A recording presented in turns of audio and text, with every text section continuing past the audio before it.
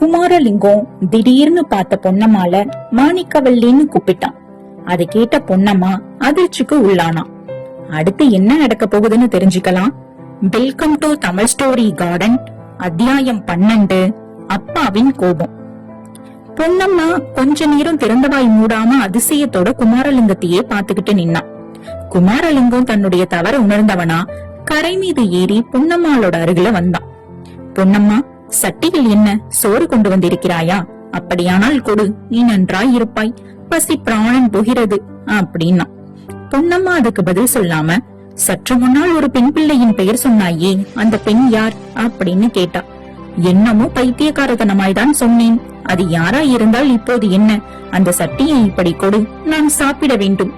முடியாது, நீ நிஜத்தை சொன்னால்தான் கொடுப்பேன், இல்லாவிட்டால் இதை திரும்ப கொண்டு போய் விடுவேன். என்ன சொல்ல வேண்டும் என்கிறாய்? ஏதோ ஒரு பெயர் சொன்னாயே, அதுதான். மாணிக்கவல்லி என்று சொன்னேன். அவள் யார்? அப்படி ஒருத்தியை ஊரிலே விட்டுவிட்டு வந்திருக்கிறாயா? உனக்கு கல்யாணமாக விட்டதா? இல்லை பொன்னம்மா, இல்லை. கல்யாணம் என்ற பேச்சையே நான் காதில் போட்டுக் கொள்வதில்லை. சுவாமி விவேகானந்தர் என்று கேள்விப்பட்டிருக்கிறாயா? அவர் என்ன சொன்னார் தெரியுமா? இந்த நாட்டில் ஒவ்வொரு மூடனும் கல்யாணம் செய்து கொண்டிருக்கிறான் என்றார். நம்முடைய தேசம் சுதந்திரம் அடையும் வரை நான் கல்யாணம் செய்து கொள்ளப் போவதில்லை. தேசம் தேசம் தேசம், உனக்கு தேசம் நன்றாய் இருந்தால் போதும், வேறு யார் எக்கேடு கேட்டாலும் பரவாயில்லை. ஆமாம் பொன்னம்மா, அது நிஜம். தேசம் நன்றாய் இருந்தால் தானே நாம் எல்லோரும் நன்றாய் இருக்கலாம். தேசமும் ஆட்சி, நாசமத்து போனதும் ஆட்சி. சரி, அந்த சட்டியை இப்படி கொடு. அதெல்லாம் முடியாது, நான் கேட்டதற்கு பதில் சொன்னால்தான் தருவேன். எதற்கு பதில் சொல்ல வேண்டும்? யாரோ ஒருத்தியின் பெயரை சொன்னாயே இப்போது, அவள் யார்? பொன்னம்மாள் ரொம்ப பொல்லாதவள், பொய் என்ற வார்த்தையே சொல்லாதவள், அன்னம் படைக்க மறுத்திடுவாள், சொன்னதை சொல்லிடுவாள். இப்படி கேலி குரல்ல பாடுனா குமாரலிங்கம். பொன்னம்மா கடுமையான கோபம் கொண்டவளை போட நடிச்சு, அப்படியானால் நான் போகிறேன் அப்படின்னு சொல்லிட்டு திரும்பி நடக்க தொடங்கினான். பொன்னம்மா, உனக்கு புண்ணியம் உண்டு, கொண்டு வந்த சோற்றை கொடு, சாப்பிட்ட பிறகு நீ கேட்டதற்கு பதில் நிச்சயமாக சொல்லுகிறேன். முன்னாலேயே இப்படி சொல்லுவதுதானே? வீண் பொழுது போக்க எனக்கு இப்போது நேரமில்லை. அப்பா வேறு ஊரில் இருந்து வந்து விட்டார். இதை கேட்டதும் குமாரலிங்கத்தோட மனதுல ஒரு சந்தேகம் உதிச்சுது. பொன்னம்மா, உன் தகப்பனார் வந்து விட்டாரா? அவர் எப்படி இருப்பார் அப்படின்னு கேட்டான். எப்படி இருப்பார்? 2 கால் 2 கையோடு தான் இருப்பார் அப்படின்னு சொல்லிக்கிட்டே பொன்னம்மா கால்வாய்க்கரையில உட்கார்ந்து சட்டிய குமாரலிங்கத்திட்ட நீட்டினான். இது சோறு இல்லை, பலகாரம். இலை கொண்டு வர மறந்து போனேன், சட்டியோடு தான் சாப்பிட வேண்டும் என்றாள்.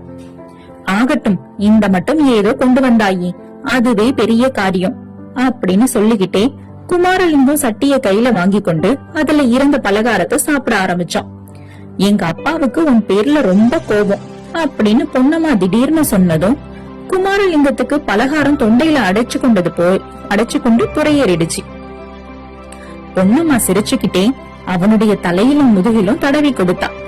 இருமல் நின்னதும், நல்ல வேளை பிழைத்தாய், உன்னை தான் நம்பி இருக்கிறேன் அப்படின்னு சொன்னான். என்னை எதற்காக நம்பி இருக்கிறார்? எல்லாவற்றுக்கும் தான். வீட்டிலே எனக்கு கஷ்டம் தாங்க முடியவில்லை. அப்பாவோ ரொம்ப கோபக்காரர்.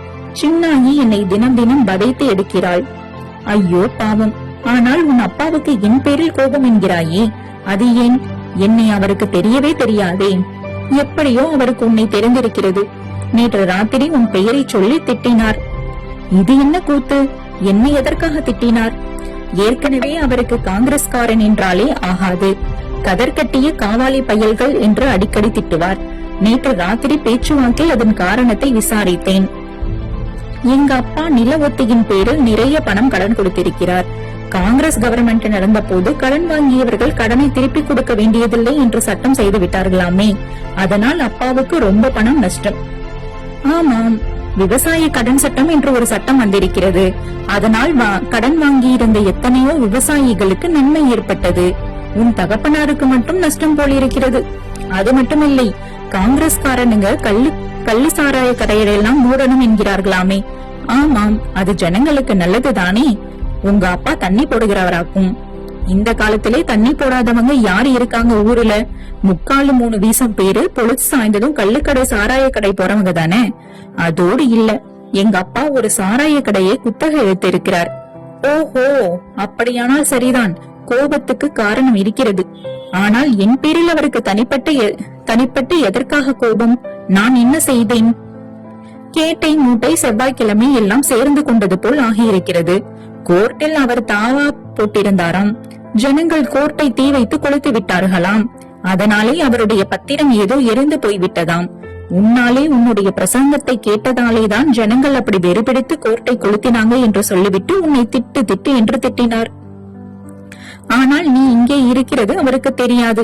அவர் கையிலே மட்டும் நீ அகப்பட்டால் உன் முதுகு தோலை உறுத்திவிடப் போவதாக அவர் கத்தின போது எனக்கு ரொம்ப பயமாயிருந்தது. அதனால்தான் காலங்காத்தாலே உன்னை பார்ப்பதற்கு வந்தேன். குமாரலிங்கத்துக்கு பளிச்சுன்னு ஒரு காட்சி ஞாபகத்துக்கு வந்துச்சு.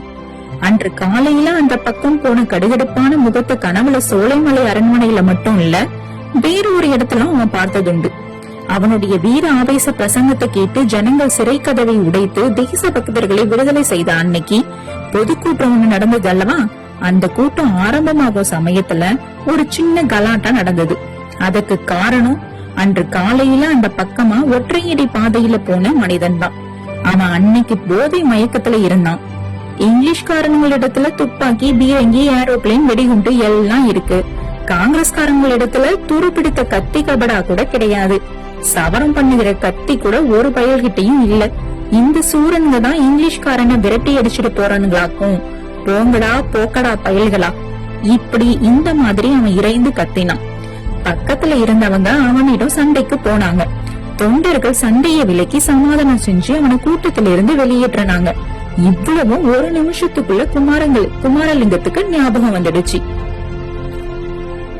இப்போ குமாரலிங்கம் அடுத்து என்ன பண்ண போறான்? குமாரலிங்கம் பொன்னம்மாவோட அப்பா கிட்ட மாட்டிக்கிட்டானா இல்லையா? மாரநேந்தல் அரசருக்கும் சோலைமலை இளவரசிக்கும் என்ன ஆனாங்க, என்ன ஆச்சு? தொடர்ந்து குமாரலிங்கத்தோட பயணப்பட்டு அடுத்தடுத்த அத்தியாயங்கள்ல தெரிஞ்சுக்கலாம். அத்தியாயம் 13ல உங்களை வந்து சந்திக்கிறேன். இந்த புதினத்தோட அடுத்தடுத்த அத்தியாயங்களை கேட்கறதுக்கு எங்க சேனலை ஃபாலோ பண்ணுங்க. தேங்க்யூ.